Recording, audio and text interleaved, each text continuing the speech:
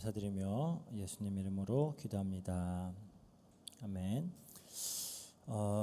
오늘은 우리가 레위기 18장을 함께 공부할 텐데요. 30절 한 절만 보도록 하겠습니다. 레위기 18장 30절 제가 읽겠습니다. 그러므로 너희는 내 명령을 지키고 너희가 들어가기 전에 행하던 가증한 풍속을 하나라도 따름으로 스스로 더럽히지 말라. 나는 너희의 하나님 여호와니라. 아멘. 오늘은 우리가 이제 레위기 18장을 함께 살펴보면서 좀 우리에게 주시는 또 하나님 말씀에 귀를 기울여 보도록 하겠습니다. 오늘 본문이 주어지고 있는 상황을 좀 우리가 출애굽기라는 좀 더 큰 내러티브의 그 맥락 안에서 좀 생각을 해볼 필요가 있어요. 이스라엘은 400년이 넘는 기간을 이집트에서 애굽에서 종노릇하였습니다. 자신들이 히브리인이고 또 조상들이 섬기고 있던 신이 있었다라는 사실 정도는 알고 있었어요. 하지만 하나님이 모세에게 나타나셨을 때 이스라엘 자손들이 그의 이름은 무엇이냐라고 물으면 뭐라고 대답해야 할까요? 라고 질문을 할 정도로 하나님에 대한 지식이 이미 희미해져 있었습니다. 그리고 분명한 사실은 이스라엘 백성들도 애굽에 거하는 기간 동안 애굽의 신들을 섬기고 있었다라는 사실이에요. 즉 애굽의 풍습과 애굽의 문화 그리고 그들의 우상 숭배에 깊이 물들어 있었습니다. 그 영향이 어느 정도로 뿌리 깊었냐?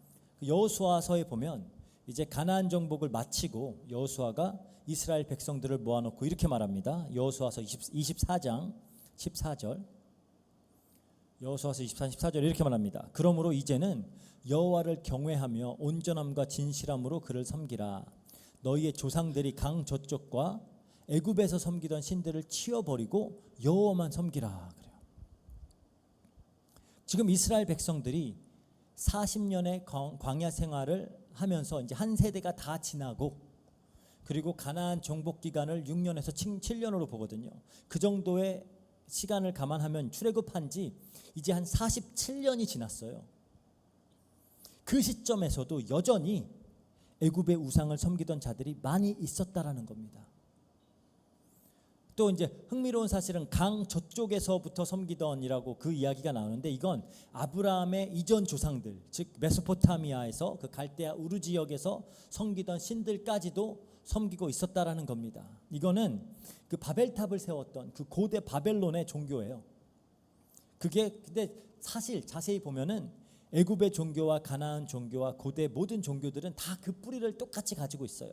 다 풍요와 다산을 가져다주는 태양신을 숭배하는 종교입니다. 이름만 달라요.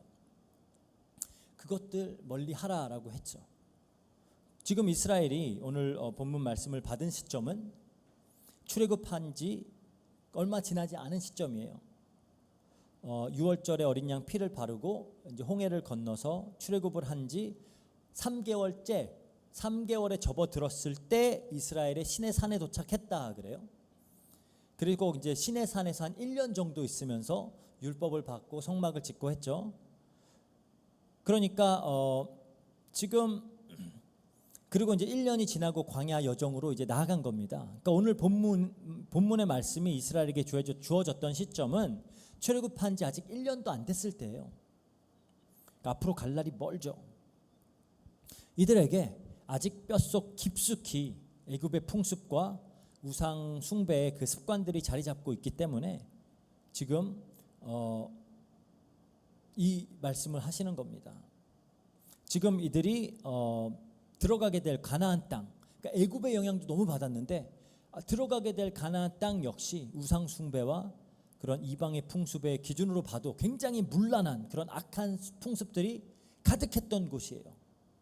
그래서 이런 맥락 속에서 지금 애굽을 이제 막 나왔고 들어가야 하는 땅도 그런 그 맥락 속에서 지금 오늘 말씀이 주어지고 있다라는 겁니다.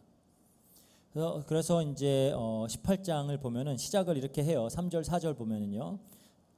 레위기 18장 3절 4절 너희는 너희가 거주하던 애굽 땅의 풍속을 따르지 말며 내가 너희를 인도할 가나안 땅의 풍속과 규례도 행하지 말고 너희는 내 법도를 따르며 내 규례를 지켜 그대로 행하라. 나는 너희의 하나님 여호와니라. 이렇게 이제 시작을 하면서 본문에서는 특별히 강조되는 부분이 성적인 그런 거룩함과 구별됨입니다. 하나님께서 17절에 보니까 악행, 18절에 가증한 일, 또 문란한 일이라고 부르시는 그런 성적 범죄들을 나열하시면서 이스라엘은 이것들을 금해라라고 하는 거예요. 굉장히 이제 흥미로운 사실은 본문에 등장하고 있는 여러 내용들이 3,000년이 지난, 그 3,000년 이상이 지난 지금 그리고 지리적으로도 너무나 멀리 떨어져 있는 곳인 지금 우리가 사는 그 세상과도 그다지 낯설지 않다라는 거예요. 이 이야기들이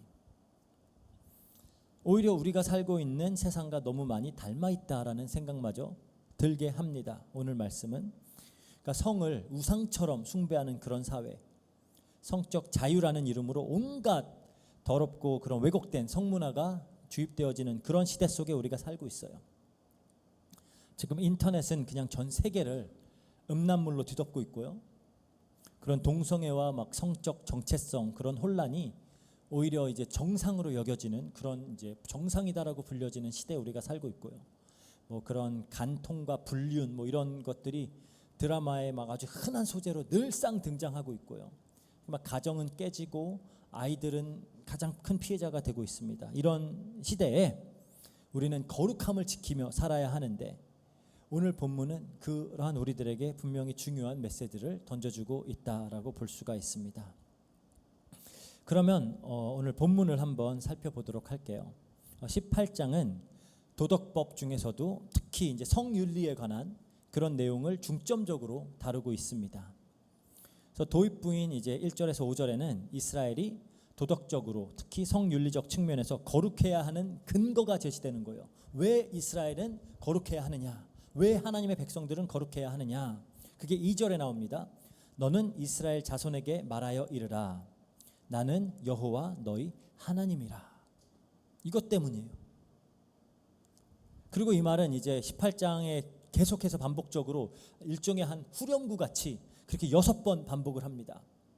그러니까 나는 나 여호와 너희의 하나님이라, 아니면 나는 여호와라 축약형으로 3번, 나는 여호와 너희 하나님이라 3번, 이렇게 6번을 똑같은 문장이 계속 반복이 되어져요. 즉 이 모든 명령의 근거는 하나님이 이스라엘의 하나님이다라는 사실이에요. 그러니까 모든 선과 악, 옳고 그름의 표준은 창조주, 창조하신 분의 성품에 근거합니다. 그러니까 우주 만물과 인간을 창조하신 그분, 모든 선, 악과 옳고 그름의 절대적 기준이 되시는 그분이 이스라엘을 자기 백성으로 삼으셨고 이스라엘은 하나님의 백성이 되었어요. 아담과 하와 이후에 모든 인간은 죄 가운데 빠져서 하나님을 대적하면서 살고 있지만 이스라엘은 하나님이 직접 은혜로 택하셔서 자기 백성으로 삼으신 민족입니다. 하나님이 직접 강한 손으로 이들을 바로의 손아귀에서 애굽에서 구원해내시고 지금 이들과 함께 계시고 있어요. 이스라엘이 하나님 말씀을 그러니까 이스라엘은 하나님 말씀을 듣고 순종해야 하는 민족인 거예요. 그게 이스라엘의 정체성입니다. 그러니까 필리핀 사람은 필리핀 법을, 한국 사람은 한국 법을 따르듯이 하나님 백성은 하나님 법을 따르는 거예요. 그리고 이들에게 주어진 제1의 명령은 뭐죠? 하나님 사랑입니다. 하나님 사랑. 그 사랑하는 관계 속에서는 우리가 이제 물론 우리가 이제 서로 사랑할 때 상대방이 좋아하는 것을 해주는 것 굉장히 중요하지만 더 중요한 건 뭐냐? 상대방이 싫어하는 거 안 하는 거예요. 그렇죠? 그게 굉장히 중요해요. 하나님은 죄, 특히 성적인 죄를 매우 싫어하세요. 물론 여러 가지 이유가 있을 수 있죠. 뭐 성적인 범죄는 어떤 사랑과 선하심과 자비로움과 신실하심 같은 그 하나님의 성품과 완전 반대되는 것들이에요. 잘 생각해 보면 굉장히 왜곡된 그런 막 사랑이라고 부르지만 왜곡된 사랑이고요. 전혀 신실하지도 않고요. 남을 자비롭게 여기는 것도 선한 것도 아니잖아요. 그래서 하나님의 성품과 반대되는 것들이에요. 하지만 그것보다도 더 중요한 건 하나님 백성은 하나님이 하지 말라고 하면 그냥 안 하는 거예요. 그게 중요한 겁니다. 그게 그분의 권위를 인정하는 것이고요. 그러면 구체적으로 이제 하나님 무엇을 금하시냐 우리가 이제 볼 수가 있는데요. 본문 이제 6절에서 23절까지는 이제 이스라엘 남성에게 주어졌지만 이스라엘 백성들에게 다 주어지는 법이다라고 생각하시면 되고요. 그런 일련의 이제 금지법들, 성관계와 관련돼서 금지된 조항들이 이제 나열이 됩니다. 첫 번째로 핵심적인 내용은 가까운 혈족의 하체를 범하지 말라 그래요. 이게 이제 일반 원칙이에요. 그러면서 이제 구체적인 다양한 어떤 근친상간의 사례들이 이제 열거가 되는 겁니다. 여기서 무엇의 하체를 범하지 말라라는 표현이 반복적으로 이제 사용이 되는데, 이거는 이제 히브리어의 에르바라고 하는, 그러니까 벌거벗음, 수치를 가리키는 말인데요. 이제 문맥상 어떤 성적인 관계 혹은 이제 어떤 성기의 노출 이런 걸 의미하는 건데, 그러니까 이제 친족과 성관계 갖지 말라라는 얘기예요. 간단하게 말하면. 금지된 근친상간에는 이제 여러 가지 관계들이 있죠. 부모와 자녀, 형제 자매, 조부모와 어떤 손자 손녀, 삼촌과 조카, 그런 직계, 그리고 반계 어떤 혈족간들이고요. 또 혼인을 통해서 가족이 된 인척 관계들도 있습니다. 계모, 자부, 며느리죠. 형수 이런 것들도 포함이 돼 있어요.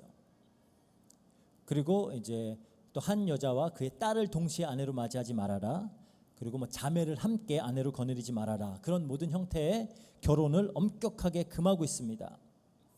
이렇게 근친 간의 어떤 성관계를 일일이 나열하면서 금지하는 이유는 당시 이방 문화에서는 일부 이러한 어떤 결합이 용인되어졌기 때문이에요. 그리고 오늘 목록에는 이제 딸과의 근친상간이 직접적으로 언급되어지지는 않지만, 이거는 그 고대 근동 전반에서도 아주 가증한 일로 여겨졌던 일이고요. 또 이제 17절에 보면 모녀와 동시에 관계하는 걸 금한다라는 것에 이미 또 암시가 돼 있죠. 그러니까 실제로 그 롯과 그의 딸들의 이야기 알죠? 창세기에. 그걸 통해서 이미 다 이스라엘 백성들은 금기로 인식을 하고 있었던 내용이에요. 그리고 또 29절에서 23절에는 근친상간 외에 기타 성적인 금지 조항들이 이제 또 나열이 되는데요. 여자의 생리 기간에는 성관계를 피해라라는 명령도 있고요. 또 이제 간음에 대한 금지, 그러니까 내 이웃의 아내와 동침하지 말아라. 그래서 자기를 더럽히지 말아라. 그게 있고요. 그러니까 간통, 그리고 간음 금하고요. 일부 일처적인 결혼을 이제 신성하게 여기는 거예요. 그러면서 이웃의 가정을 무너뜨리지 말아라라는 그런 사회 윤리적인 계명이 주어집니다.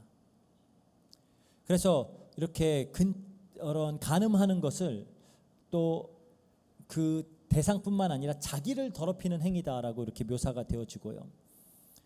그래서 이 구약의 정결 개념상 부정함은 도덕적인 죄와 아주 밀접하게 연관이 되어 있는 겁니다. 그러니까 모든 부정이 죄는 아니에요. 하지만 모든 죄는 사람을 부정하게 만드는 원리가 있습니다. 따라서 간음은 부정하기 때문에 잘못된 것이 아니라 그것이 도덕적으로 잘못된 것이기 때문에 그 행위를 행한 자가 부정하게 되는 거예요. 그런 이제 원리를 우리가 파악을 해야 되고요. 그리고 21절에는 뭔가 맥락과는 어울리지 않는 그런 조항이 하나가 포함이 되어져 있는데, 이거는 자녀를 몰렉에게 희생제물로 바치지 말아라 그래요. 몰렉에게 희생제물을 바치는 건 뭐냐? 아기를 태워서 바쳤던 인신제사예요. 근데 언뜻 보면은 이거는 성적 범죄와는 무관해 보이죠. 하지만 사실 그 역사적인 맥락을 살펴보면 성적 부도덕과 연관이 있습니다. 왜냐하면 그 당시에 가나안에 바알 숭배는 그런 신전 창기들과 성적 관계를 맺는 그것이 종교 의식이었어요. 그렇게 항상 그게 자행이 됐고, 그러다 보니까 아이들이 많이 생겨나요. 그런 아이들이 종종 몰렉에게 제물로 바쳐졌다 그래요. 그러니까 이런 어떤 성적 범죄들은 당사자뿐만 아니라 무고한 피해자들도 계속 만들어내는 거예요. 그래서 몰렉 제사, 어떻게 보면 성적 부도덕과 연관이 없어 보이는 것이지만 당연히 연관이 돼 있다라는 겁니다. 그걸 통해서 아이들이 나오는데 그 아이들을 그거 바쳐버리고 막 이런 일들이 이제 엄청난 악들이 그렇게 자행되고 있었던 거죠. 그리고 이제 22절에는 보니까 동성 간의 성행위를 금지를 하고 있고요. 그러니까 본문에는 그냥 남성과 남성 사이만 금지하고 있지만 이건 동성의 어떤 행위의 전반을 금지하고 있는 것이다라고 해석할 수 있고요. 또 성경 전체가 그렇게 이야기를 하고 있습니다. 그리고 마지막으로는 짐승과의 어떤 교합, 그러니까 수간이라고 하죠. 그걸 금해요. 이거는 창조의 질서를 뒤엎는 극도로 타락한 그런 문란한 행위다라고 그렇게 이제 여겨지고 있고요. 하나님은 이 모든 것들을 문란한 일이다라고 규정을 하시면서 절대 금하시는 거예요. 왜냐하면 또 이 수간 행위는 지난주에도 다루었듯이 고대 그 가나안과 주변 종족의 우상 숭배의 어떤 의식 중에 포함이 되어서 있던 내용입니다. 특히 이제 염소와 그런 관계를 맺는 것은 그게 이제 이미 포함이 되어 있던 그런 우상 숭배와 관련이 있는 내용들이에요. 그래서 이 내용들을 쭉 나열한 후에 결론 부분에 해당하는 게 이제 24절에서 30절이고요. 그런 해당 범죄들에 대한 하나님의 조치가 이제 언급이 됩니다. 하나님이 뭐라고 하시냐? 가나안 사람들이 이 모든 가증한 일들을 행함으로 땅을 더럽혔고 그로 인해서 그들을 심판하셨다 그래요. 그러면서 뭐라고 표현하시냐? 땅이 그 주민들을 토해냈다 그래요. 굉장히 생생한 언어를 사용해서 가나안 거민들을 내쫓는 그런 모습들을 묘사를 하십니다. 사실 이스라엘 백성들이 가나안에 들어가는 행위 그것 자체가 가나안에 대한 심판이었어요. 하나님께서 아브라함에게 400년 전부터 미리 이야기하셨죠. 아직까지 그들의 죄가 끝에 도달하진 않았어. 그때 되면 내가 걔네 심판할 거야 라고 하는데 그 심판하시는 방법이 가나안이 들어가서 그들을 치는 거예요. 그래서 하나님이 가나안에 들어가면은 여성과 아이들까지 다 쳐라 그런 게 그게 우리는 뭐야 어떻게 하나님이 그럴 수 있어 라고 하지만 하나님의 공의로운 심판이 그때 임한 겁니다. 그걸 또 이제 땅이 토해냈다라는 표현으로도 이제 사용을 하시는 거고요. 어쨌든 그래서 이런 언급된 모든 범죄들이 가나안 땅에서는 이미 자행이 되어지고 있었습니다. 그래서 만일 이스라엘도 동일한 죄에 빠진다면 하나님은 그들을 똑같이 그 땅에서 토해낼 것이다 라고 경고를 하세요. 누구든지 본토인이든지 나그네든지 그의 백성 중에서 끊어질 것이다. 그러면서 이제 30절 우리가 읽었던 본문에서는 그러므로 너희는 내 명령을 지키고 너희가 들어가기 전에 행하던 가증한 풍속을 하나라도 따름으로 스스로 더럽히지 말라. 나는 하나님 여호와니라. 이렇게 딱 끝내는 거예요. 그렇게 결론 짓는 겁니다. 이게 굉장히 이제 흥미로운 사실은 이스라엘이 가나안 땅에 거할 수 있느냐 없느냐의 여부가 이 명령들을 지키는 일과 직결되어 있다는 거예요. 그리고 우리가 역사적으로 보면 이스라엘이 후에 가나안에서 하나님의 이 법들을 어기고 우상 숭배와 성적 타락에 빠졌을 때 막 산당에서 막 음란한 의식들을 했고요. 막 왕들이 근친 결혼도 했고 다 했죠. 그러니까 하나님이 예언자를 통해서 동일한 표현으로 책망을 하셨어요. 유다도 내가 이스라엘 앞에서 쫓아낸 모든 나라가 행한 모든 가증한 일을 행하였다. 그렇게 말씀하시면서 결국 북이스라엘과 남유다 모두 이러한 제약으로 땅이 토해내 버렸죠. 이스라엘은 아예 사라져 버렸고 남유다는 바벨론 포로로 쫓겨나게 됩니다. 즉 이 레위기 18장의 경고가 현실이 돼버린 거예요. 그렇다면은 좀 더 거시적인 관점에서 성경 전체로 봤을 때 결국 하나님께서 이 구약 성경을 통해 계시하고자 하는 바가 뭘까요? 분명 하나님은 너희는 이방의 풍속을 따르지 말고 나의 법도와 규례를 지켜 행하라. 그러면 살리라. 라고 이스라엘에게 명령을 하셨습니다. 하지만 이들은 광야에서 금송아지를 섬겼고요. 가나안에서는 바알과 아세라를 따랐고요. 심지어 예루살렘 한복판에서 몰렉에게 자녀를 바치는 끔찍한 일도 했고요. 결국 하나님께서 경고하신 대로 땅이 그들을 토해내서 북이스라엘은 아수르에 의해 흩어지고 남유다는 바벨론의 포로로 잡혀갔습니다. 그러면 단순히 그냥 이스라엘이 실패했다라는 기록을 남긴 걸까요? 성경은 이 역사를 통해 인간은 하나님의 거룩한 율법을 온전히 지켜낼 능력이 없다라고 증언하고 있는 거예요. 그게 구약의 핵심입니다. 구약의 핵심이에요. 결국 율법 지켜내지 못한다예요. 바로 이 지점에서 우리는 율법의 목적을 분명히 이해하게 되는 겁니다. 사도 바울이 레위기 18장 5절의 그 말씀, 이를 행하면 그로 말미암아 살리라, 이걸 인용하면서 율법은 생명을 주는 것이 아니라 오히려 인간의 무능을 폭로하고 우리를 그리스도께로 이끌기 위한 초등 교사다라고 설명을 하고 있는 거예요. 그러니까 율법은 아주 거룩한 기준들을 제시를 하지만 인간은 결코 그 기준을 충족할 수 없어요. 그래서 율법은 우리의 죄를 드러내고 심판을 선언하고 동시에 메시아, 구원자를 갈망하게 만드는 것이 율법이라는 겁니다. 그러니까 다시 말해서 레위기 18장은 단순히 윤리 규범이 아니라 온 인류가 그리스도를 필요로 한다라는 사실을 입증하는 그런 기능을 하는 것이 레위기 18장인 거예요. 그러면 이렇게 이제 질문할 수 있죠. 예수님은 그럼 어떻게 이 문제를 해결하셨지? 먼저 예수님은 완전한 순종으로 율법을 성취하셨습니다. 마태복음 5장 17절에 그러죠. 내가 율법이나 선지자를 폐하러 온 줄로 생각하지 말라. 폐하러 온 것이 아니요 완전하게 하려 함이라. 예수님은 실제로 그 율법을 모두 몸소 지켜내셨어요. 그래서 요한복음 15장 10절에 예수님이 이렇게 말씀하십니다. 내가 아버지의 계명을 지켜 그의 사랑 안에 거하는 것 같이. 지켰다라는 거죠. 너희도 내 계명을 지키면 내 사랑 안에 거한다 그러죠. 그러니까 성적인 영역에서도 예수님은 심지어 마음의 음욕조차 죄다라고 가르치셨어요. 그리고 본인은 끝까지 정결하고 흠없는 모습으로 살아내셨죠. 혼인도 하지 않으셨어요. 그리고 예수님은 십자가의 그 대속의 죽음을 통해서 우리가 받아야 할 그 모든 저주를 몸소 모두 담당하셨습니다. 그래서 갈라디아서 3장 13절에 이렇게 얘기해요. 그리스도께서 우리를 위하여 저주를 받은 바 되사 율법의 저주에서 우리를 속량하셨으니, 우리를 위하여 저주를 받아내신 거예요. 그리고 마지막으로 예수님은 부활과 승천 후에 이 성령을 보내셔서 새 언약의 약속을 성취하시는 겁니다. 내가 내 영을 너희 속에 두어서 너희가 내 율례를 행하게 하리라 했던 그 새 언약, 성령을 보내셔서 그것을 이루신 거죠. 이제는 그래서 율법 준수로는 불가능했던 그 거룩한 삶이 성령의 능력으로는 가능하게 되어진 거예요. 그 우리는 자기 힘으로 하나님 법을 지켜내는 것이 아니라 그건 불가능하다는 걸 우리는 인정을 해야 돼요. 절대 못합니다.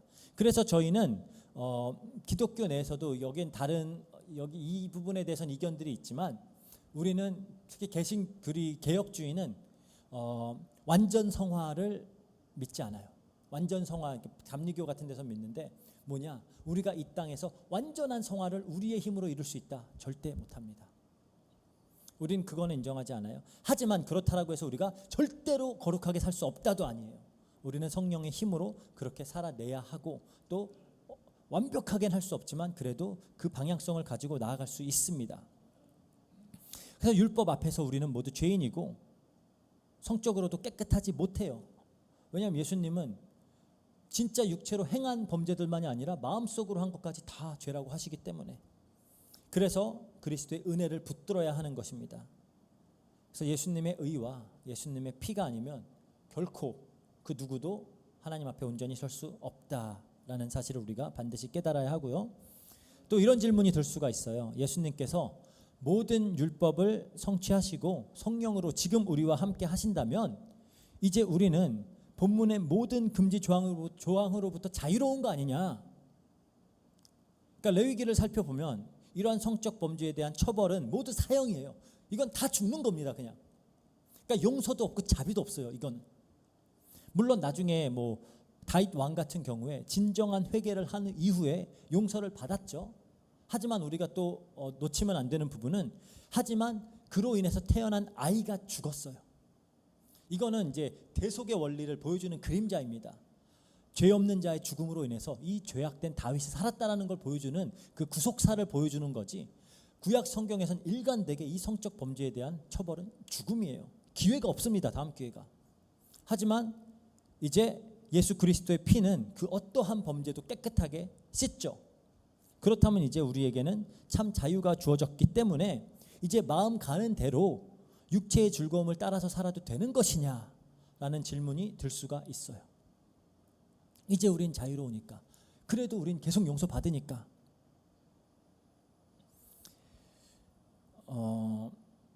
그렇지 않죠.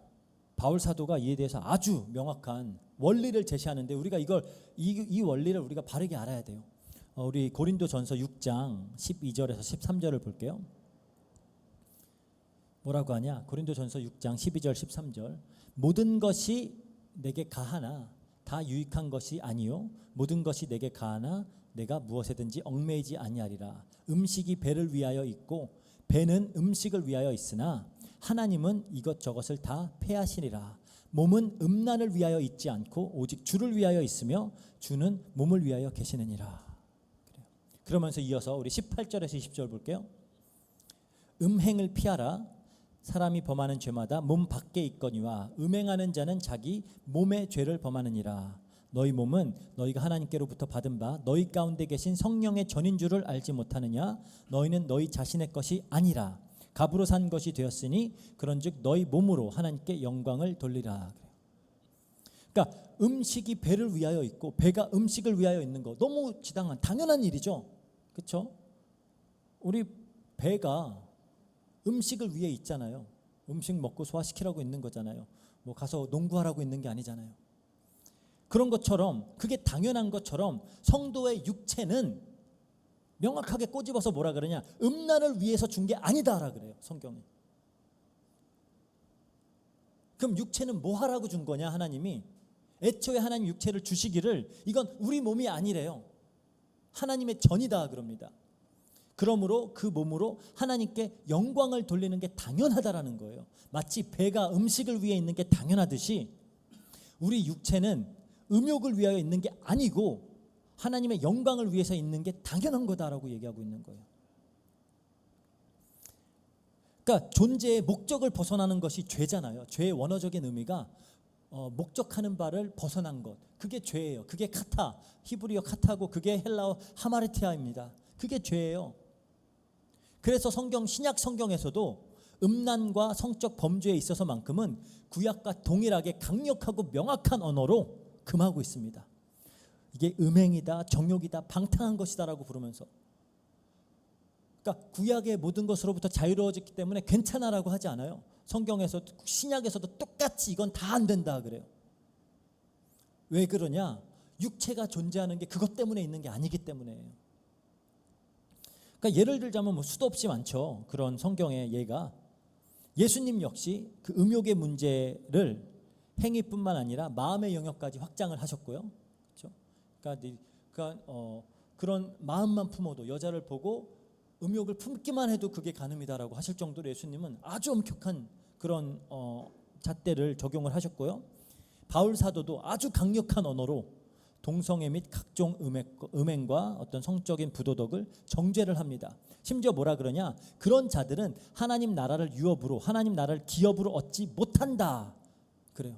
그러니까 땅이 토해낸다, 내 백성에서 끊어낸다랑 똑같은 표현이에요. 구원 못 받았다라는 겁니다. 이렇게 구약과 신약은 동일하게 성적 범죄를 엄격하게 금해요. 하지만 마치 그런 고대 애굽과 가나안과 같은 지금 우리가 살고 있는 이 세상은 계속 다른 원리를 선포를 해요. 하나님은 몸은 하나님의 영광을 위에 있는 거야 라고 하는데 이 세상에서는 뭐라 그러냐? 아니 네 몸은 네 거야. 하나님 거 아니야. 네 거야. 네 인생은 네 거야. 남에게 해를 끼치지 않는 한 서로 동의만 한다면 네 몸으로 뭘 해도 괜찮아. 그게 지금 이 세상의 원리입니다. 그렇죠?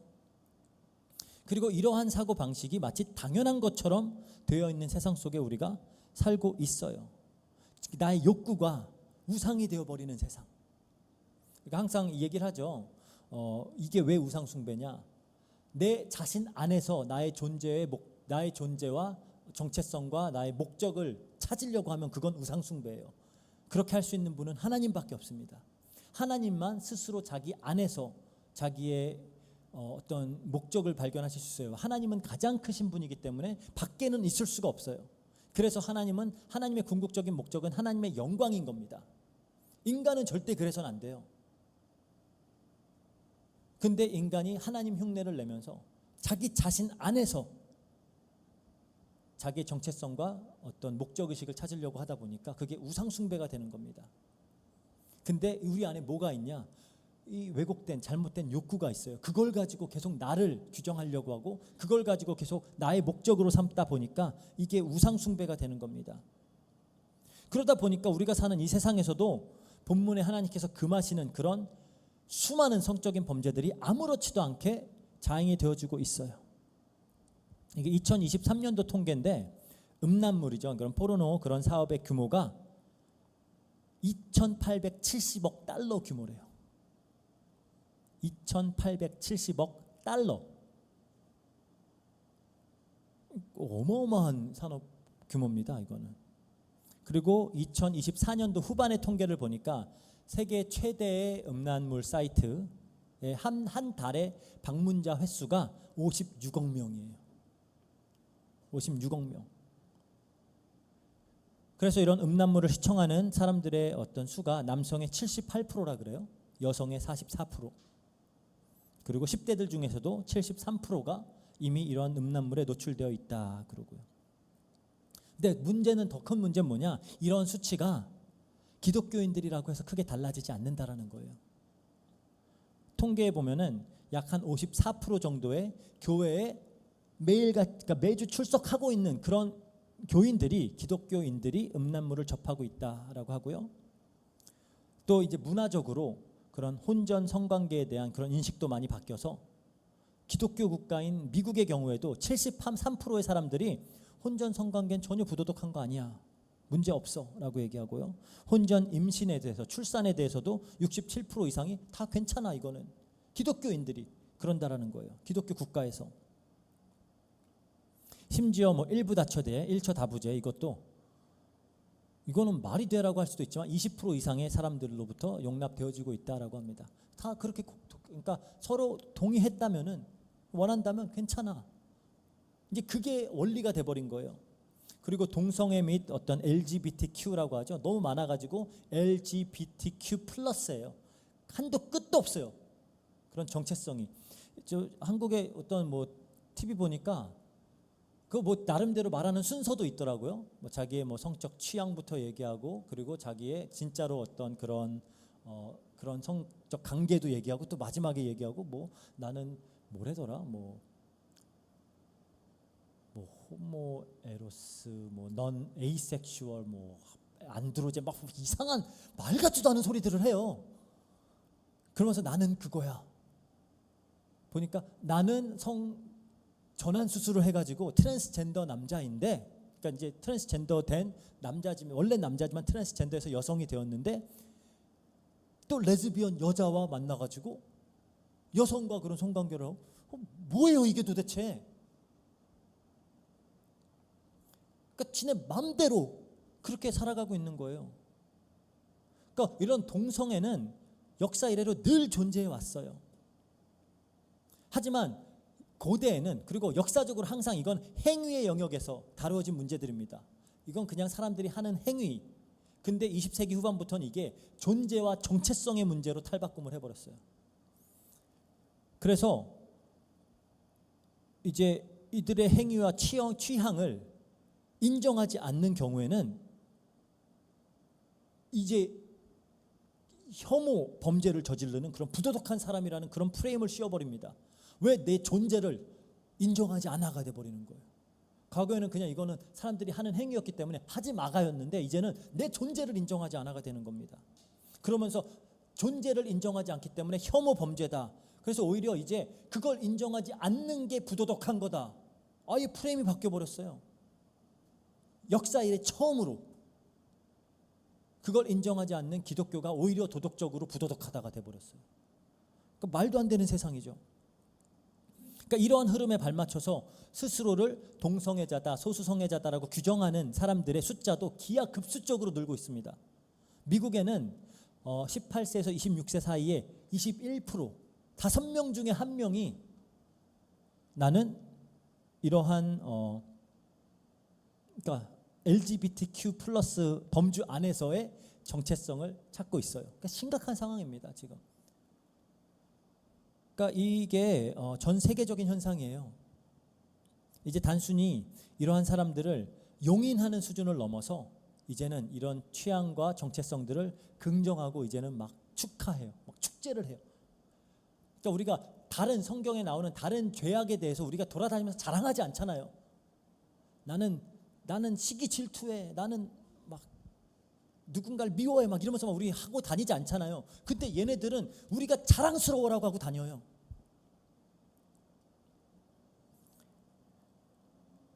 그러니까 이게 하나님이 이사야를 통해서 말씀하셨던 것, 그렇죠? 이사야서 5장 20절에 그러죠.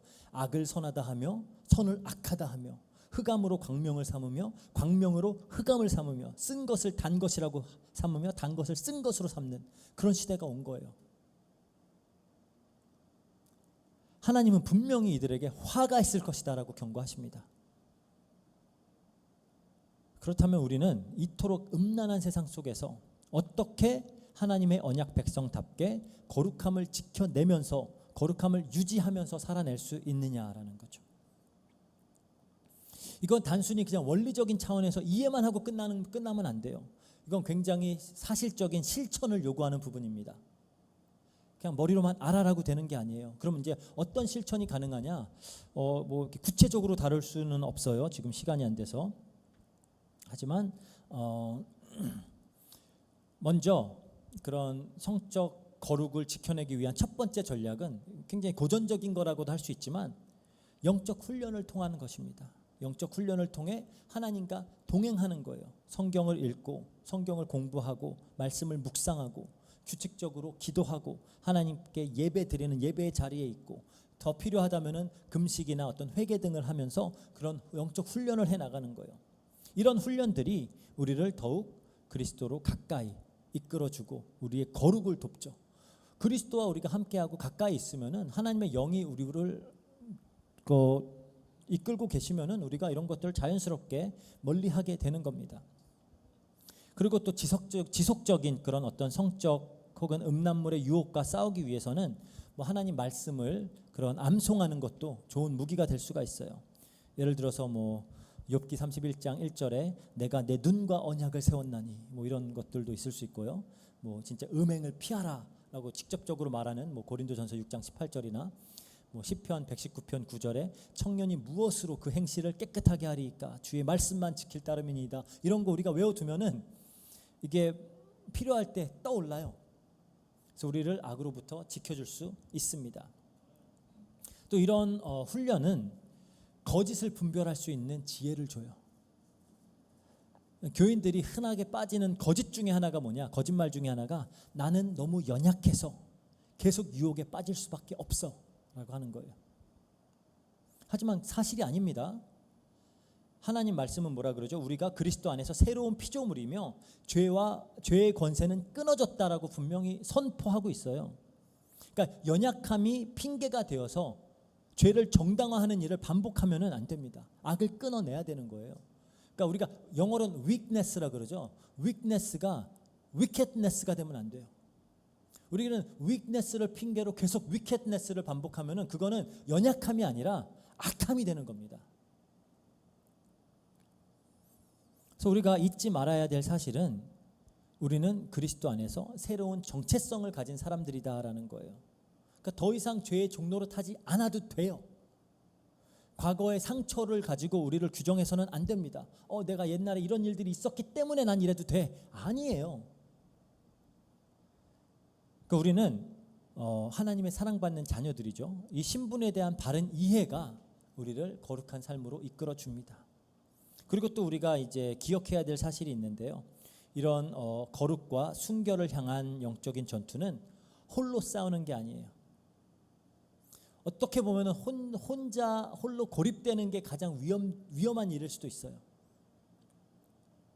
그래서 거룩과 어떤 순결을 지키는 가장 효과적인 방법은 믿음 안에서 신뢰할 수 있는 믿음의 동료들과 함께 서로를 격려하면서 세워나가는 겁니다. 그 전도서 4장 9절에서 10절에 이렇게 말합니다. 전도서 4장 9절 10절 두 사람이 한 사람보다 나음은 그들이 수고함으로 좋은 상을 얻을 것임이라. 혹시 그들이 넘어지면 하나가 그 동물을 일으키려니와 홀로 있어 넘어지고 붙들어 일으킬 자가 없는 자에게는 화가 있으리라. 그래요. 그래서 가능하면 같은 성별의 어떤 파트너나 소그룹을 찾아서 자신이 싸우고 있는 그런 부분들을 솔직하게 나누고 서로를 영적으로 점검해주는 그런 모임들을 할 수 있으면 이건 굉장히 큰 도움이 됩니다. 그래서 신뢰할 수 있는 그런 어떤 영적인 파트너십 안에서 그런 어두움 가운데 숨겨둔 것들을, 그런 비밀들을 빛으로 드러내는 일, 그게 오히려 수치심을 무너뜨리고 치유로 이끄는 거예요. 그래서 믿음 안에서 우리가 신뢰할 수 있는 자들과 그렇게 할 수 있는 교회가 또 그런 걸 해야 되겠죠. 그래서 야고보서 5장 16절에 이렇게 말합니다. 그러므로 너희 죄를 서로 고백하며 병이 낫기를 위하여 서로 기도하라. 의인의 간구는 역사하는 힘이 큼이니라. 그래서 이런 일을 좀 우리가 교회 공동체 차원에서도 좀 진행할 필요가 있어요. 저희도 특히 이제 우리 남학생들이 많다 보니까 저희 그 리더격 되는 친구들한테 그런 계속 인커리지 하거든요. 그런 모임들을 해라. 이렇게 인커리지를 하는데, 그래서 이제 더 좋은 그런 리소스들도 이제 나눠야 되겠죠. 하여튼 그래서 좀 교회 차원에서도 진행할 필요가 있고요. 그리고 올바른 치리와 함께 이렇게 바르게 이런 것들을 적용해 나간다면 분명히 교회 공동체가 함께 이렇게 거룩과 순결을 향한 그런 싸움을 하는데 굉장히 큰 도움을 줄 수가 있을 것이다 생각이 됩니다. 그 이미 막 중독에 빠져서 고통당하고 있는 그런 형제 자매가 있다면 정죄하기보다는 교회가 앞장서서 이들을 도와야죠. 그거 하라고 교회가 존재하는 거예요. 그래서 갈라디아서 6장 1절에서 2절에 이렇게 말합니다. 갈라디아서 6장 1절에서 2절. 저기 성경 갈라디아서 6장 1절에서 2절. 형제들아, 사람이 만일 무슨 범죄한 일이 드러나거든 신령한 너희는 온유한 심령으로 그러한 자를 바로잡고 너 자신을 살펴보아 너도 시험에 받을까 두려워하라. 너희가 짐을 서로 지라. 그리하여 그리스도의 법을 성취하라. 그래요. 특히 우리 교회 학교 같은 데서는 어린 아이들을 대상으로 바른 교육을 하는 일이 또 매우 중요합니다. 오늘날처럼 이렇게 왜곡된 그런 성적인 메시지가 난무하는 이런 시대에는 방어적인 태세만으로는 부족해요.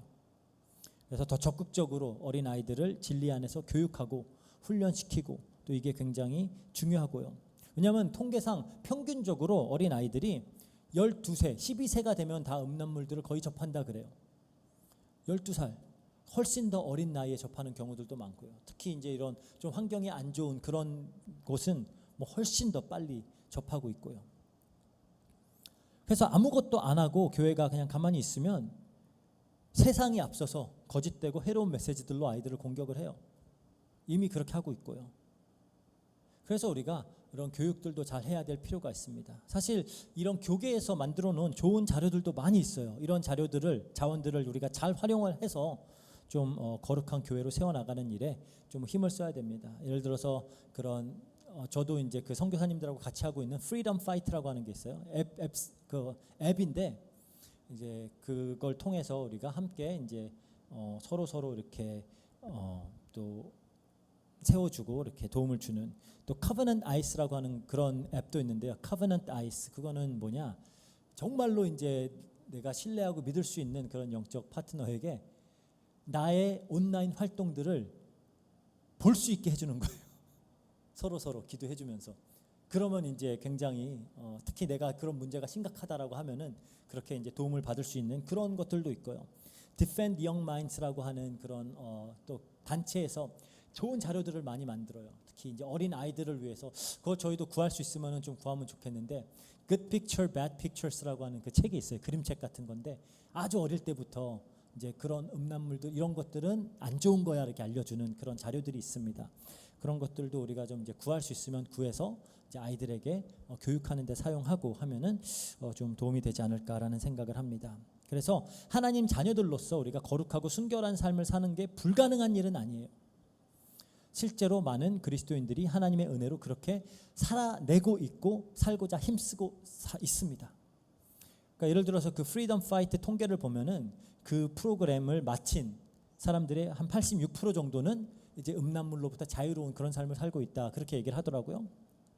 그래서 복음 가진 가정에서 아니면 공동체 안에서 함께 이 싸움을 해 나간다면 충분히 그런 자유와 승리가 가능하리라 생각을 합니다. 물론 완벽하진 않겠죠. 하지만 우리가 바른 방향성을 가지고는 살아야 되는 거예요. 그래서 우리가 우리 몸을 하나님이 기뻐하시는 거룩한 산 제물로 드리는 그 영적 예배로 그렇게 드리라라고 부름을 받은 자들입니다. 그게 우리의 정체성이에요. 이걸 가능하게 하기 위해서 예수님도 십자가에 못 박히신 겁니다. 디도서 2장 14절 마지막으로 한번 볼게요. 디도서 2장 14절. 디도서 2장 14절. 그가 우리를 대신하여 자신을 주심은 모든 불법에서 우리를 속량하시고 우리를 깨끗하게 하사 선한 일을 열심히 하는 자기 백성이 되게 하려 하심이라. 그래요. 예수님이 왜 죽으셨는지 명확하게 밝히고 있죠. 우리를 깨끗하게 하고 선한 일을 열심히 하는 자기 백성이 되게 하려고 예수님께서 죽으신 겁니다. 그래서 우리가 함께 좀 거룩하게 순결하게 성숙해 나가는 그런 우리 로고스 교회 성도님들 될 수 있기를 주의 이름으로 축복합니다. 기도하고 마치겠습니다. 사랑과 은혜가 풍성하신 하나님 감사합니다. 말씀을 통하여 정말 우리가 너무나 악한 세상에 살고 있고 그 안에서 거룩함을 지키며 살아가라는 부름을 받은 자들임을 다시 한번 깨닫게 하시니 감사합니다. 하나님 말씀을 통해 정말 우리가 바른 기준을 가지고 무엇이 하나님 앞에 범죄가 되는지 아닌지를 바르게 알고 또 하나님이 주시는 힘으로 우리가 거룩함을 또 실천하며 힘쓰며 살아갈 수 있도록 하시고 이 로고스 교회 공동체가 함께 서로에게 힘을 주고 세워나가며 하나님 앞에 거룩하고 순결한 백성들로서 설 수 있도록 주님께서 함께 해주세요. 감사드립니다. 모든 것 우리 주 예수 그리스도의 이름으로 기도합니다. 아멘.